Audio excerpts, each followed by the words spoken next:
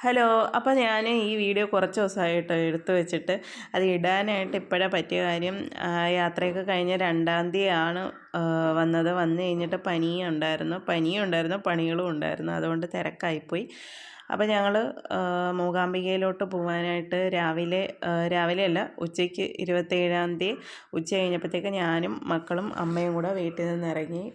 വണ്ടി കായംകുളത്തുനിന്ന് ഹസ്ബൻഡിൻ്റെ വീട്ടിൽ നിന്നാണ് കേട്ടോ, ആ ഭാഗത്തുനിന്നാണ് വണ്ടി പോകുന്നത്. അപ്പോൾ ഞങ്ങൾ 28-ാം തീയതി വെളുപ്പിന് 3 മണിക്കാണ് ഞങ്ങൾക്ക് വണ്ടി പുറപ്പെടുന്നതെന്ന് അവർ പറഞ്ഞത്. അങ്ങനെ അതുകൊണ്ട് ഞങ്ങൾ 2:30 ആയപ്പം വീട്ടിൽ നിന്ന് ഇറങ്ങിയിട്ട് ഞങ്ങൾ നേരെ എരുവ അമ്പലത്തിലാണ് കേട്ടോ വണ്ടി വിടുന്നത്. അങ്ങനെ ഞങ്ങൾ നേരെ എരുവ അമ്പലത്തിലാട്ടോ പോയേക്കുന്നത്.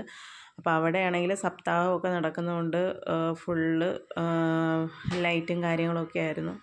അങ്ങനെ ഞങ്ങൾ നേരെ ആദ്യം പോയത് കൊടുങ്ങല്ലൂർ അമ്പലത്തിലോട്ടാണ്. അപ്പോൾ അവിടെയൊക്കെ നിൽക്കുന്നതുകൊണ്ട് കുഞ്ഞിനെയൊക്കെ കാണിക്കാനായിട്ട് അങ്ങോട്ട് കൊണ്ടുപോയി. പിന്നെ ചെന്നപ്പോൾ അമ്പലം പൂജയായിട്ട് അടച്ചിട്ടിരുന്നത്.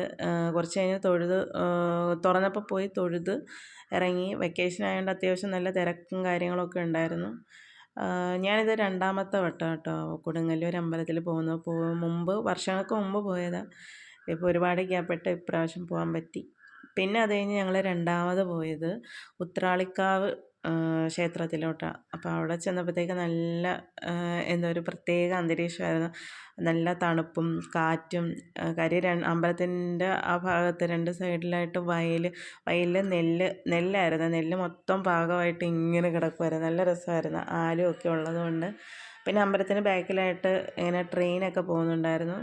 ഇവിടെ മുമ്പ് വലിയൊരു അപകടം നടന്നിട്ടുണ്ട്, വെടിക്കെട്ട് ദുരന്തം. വെടിക്കെട്ട് നടക്കുന്ന സമയത്ത് അങ്ങോട്ട് ട്രെയിൻ പോയപ്പോൾ ആൾക്കാർ കേട്ടില്ല. അങ്ങനെ ട്രെയിൻ വന്ന് തട്ടി ഒത്തിരി പേരും മരണപ്പെട്ടായിരുന്നു ഈ അമ്പലത്തിൻ്റെ ഭാഗത്ത്.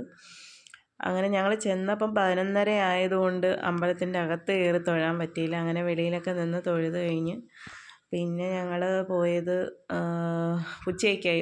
ഒരു 1:30 ആയപ്പോഴത്തേക്ക് ഞങ്ങൾ ഹോട്ടലിൽ പോയി ഫുഡൊക്കെ കഴിച്ചു.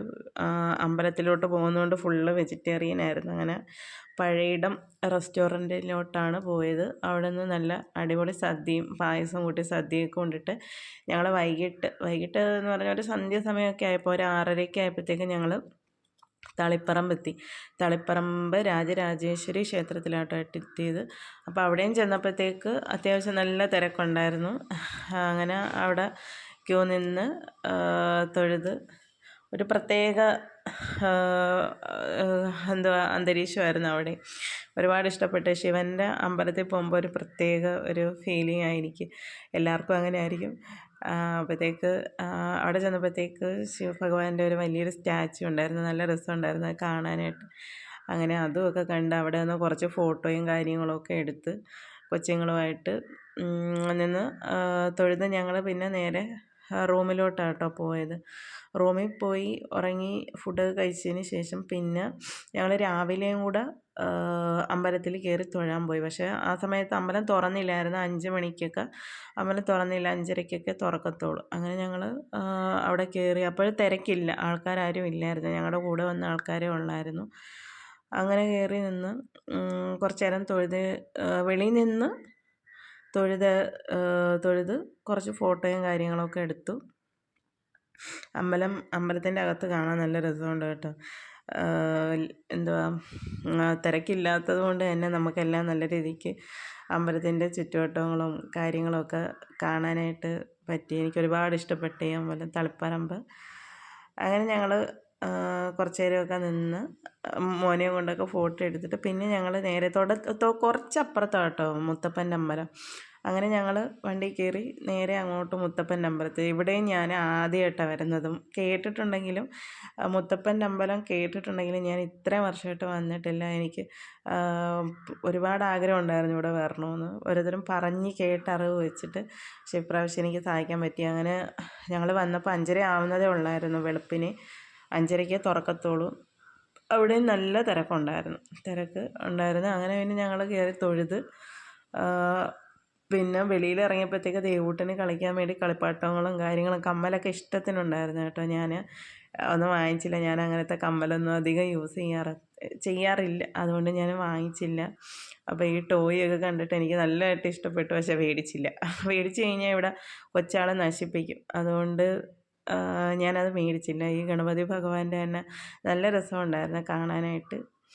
അങ്ങനെ അതെല്ലാം കണ്ടു കഴിഞ്ഞ് ഞങ്ങൾ നേരെ അടുത്ത സ്ഥലത്തിലോട്ട് പോകാനായിട്ട് ഞങ്ങൾ അവിടെ നിന്ന് ഇറങ്ങി.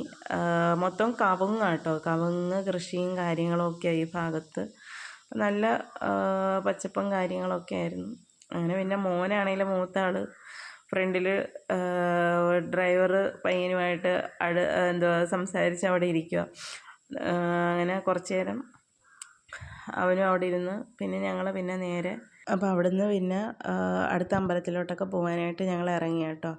അപ്പോൾ അടുത്ത പോയ വിശേഷങ്ങളുമായിട്ട് ഉടനെ തന്നെ വരുന്നതാണ്. വീഡിയോ ഇഷ്ടപ്പെട്ടാൽ ലൈക്ക് ചെയ്യണേ, സബ്സ്ക്രൈബ് ചെയ്യണേ. അപ്പോൾ എല്ലാവർക്കും ഓക്കെ, ബൈ.